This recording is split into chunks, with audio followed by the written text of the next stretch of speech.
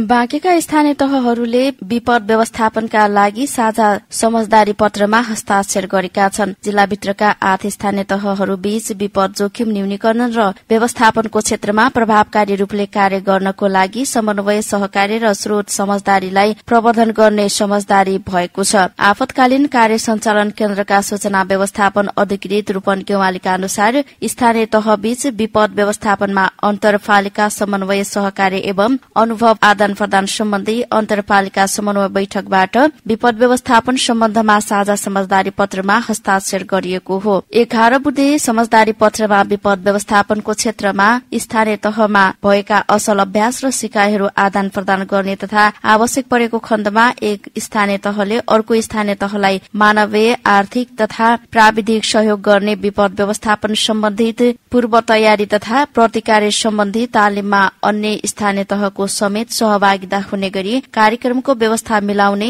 विपद व्यवस्थापनमा सहयोग आदान प्रदान गर्न तथा सहकार्य गर्न स्रोत समझदारीको लागि सम्बन्धित स्थानीय तहको मौजूदा कानून अध्यावधिक गर्ने लगायत विषय समेटिएको छ। नेपालगञ्ज उपमहानगरपालिका प्रमुख प्रशान्त विष्टको अध्यक्षतामा सम्पन्न बैठकमा सबै पालिकाले विपद पूर्व तयारी तथा व्यवस्थापनका क्षेत्रमा गरिरहेका कामका बारेमा जानकारी गराएका थिए।